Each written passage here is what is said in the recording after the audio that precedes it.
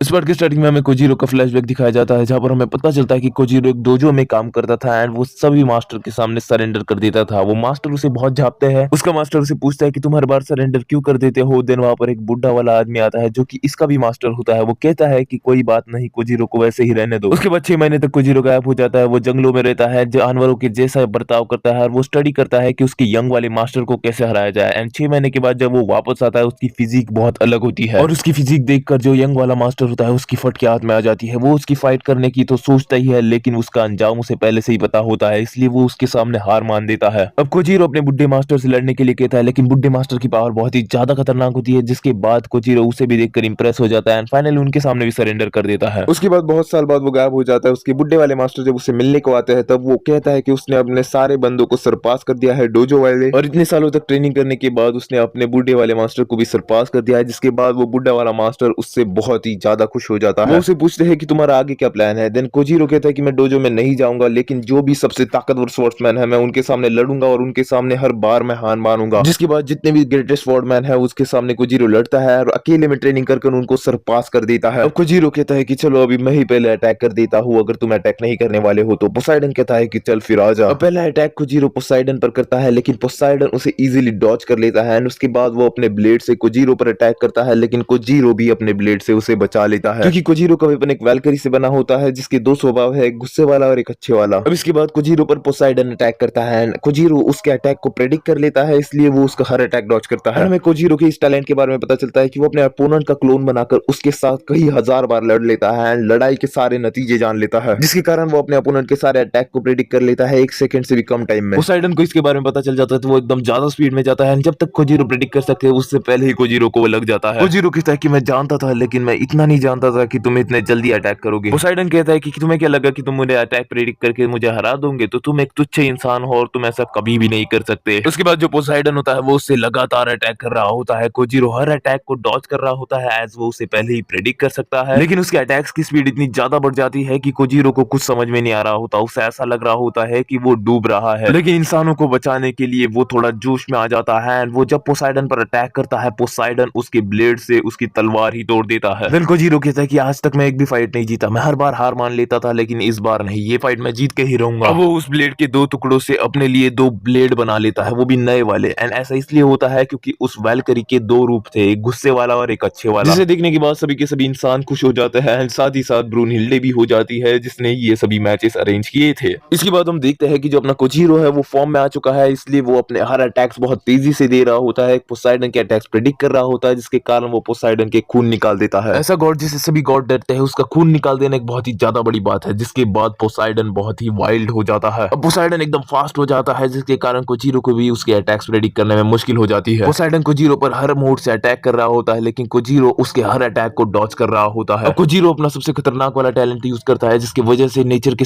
सभी एलिमेंट्स उसे आगे आने वाले सभी अटैक्स के बारे में उसे जानकारी दे देते हैं एंड इसकी वजह से वो जो पोसाइडन होता है उसका एक हाथ काट देता है। पोसाइडन का एक हाथ काटने के बाद पोसाइडन अपने दूसरे हाथ से अपना एक हाथ पकड़ता है एंड उससे कोजीरो पर अटैक करता है, लेकिन वो उसका दूसरा हाथ भी काट देता है। उसके बाद कोजीरो पर पोसाइडन अपने मुंह से अटैक करने की सोचता है अपने ब्लेड के साथ, लेकिन पोसाइडन का वो मुंह भी काट देता है और अगले ही पल वो पोसाइडन की पूरी बॉडी के छल्ले छल्ले कर देता है। जिसके बाद हम देखते हैं कि पोसाइडन का पूरा खून पूरे अरीना में फैल जाता है, मतलब एक ऐसा गॉड जिसे सभी गॉड डरते थे वो मर गया है। जो फाइट डिक्लेयर करने वाला रेफरी होता है वो कहता है कि इस फाइट का विनर है कोजीरो सासाकी। अब हम देखते हैं कि पोसाइडन मर चुका है, इसलिए उसकी बॉडी की भी स्वर्ग प्राप्ति हो जाती है। इसके बाद जो लॉर्ड शिवा होते हैं, सभी के सभी बंदे होते हैं गॉड्स की, वो शॉक हो जाते हैं। दूसरी तरफ ब्रूनहिल्डे बहुत ही ज्यादा खुश होती है क्योंकि ऐसा पहली बार हुआ था इतिहास में। और इसके बाद लोकी और शिवा ज्यूस के पास जाते हैं, वो कहते हैं कि ये क्या हो रहा है, हमें इनको हराना पड़ेगा। देन शिवा कहता है कि मैं तो पहले ही कह रहा था कि मैं को जाने दो, लेकिन तुमने मेरे को जाने नहीं दिया, लेकिन अगली मैच बस मैं ही जाऊंगा और तुम मुझे रोकोगे नहीं। देन ज्यूस उसे फिर से रुकने के लिए कहता है एंड वो कहता है कि ग्रीक गॉड मरा है तो उसका बदला भी एक ग्रीक गॉड ही लेगा। और हम देखते हैं कि हरक्यूलिस भी बहुत फॉर्म में आ चुका है। अब जो अगली मैच है वो होती है एक स्ट्रीट फाइट, जिसका जो रेफरी होता है वो अनाउंस करता है इंसानों की तरफ से लड़ने वाला है जैक द रीपर, जो कि इंसानों की हिस्ट्री का सबसे बड़ा किलर है और क्रिमिनल भी है। और वही गॉड की तरफ से लड़ने वाला है हरक्यूलिस, जो कि ज्यूस का बेटा है। और इसी के साथ ये स्ट्रीट फाइट यहीं पर शुरू हो जाती है एंड इसका सीजन भी यहीं पर खत्म हो जाता है। तो रिकॉर्ड ऑफ रैग्नारॉक की सीरीज की सीजन 1 का लास्ट वाला पार्ट यहीं पर खत्म हो जाता है। मैं मिलूंगा तुम लोगों से सीजन 2 के स्टार्टिंग में, क्योंकि अभी तक 3 ही फाइट्स हुए हैं जिसमें से 2 गॉड्स जीते हैं और 1 ह्यूमंस जीता है। तो हम मिलेंगे सीजन सीजन 2 में। तब तक के लिए गुड बाय।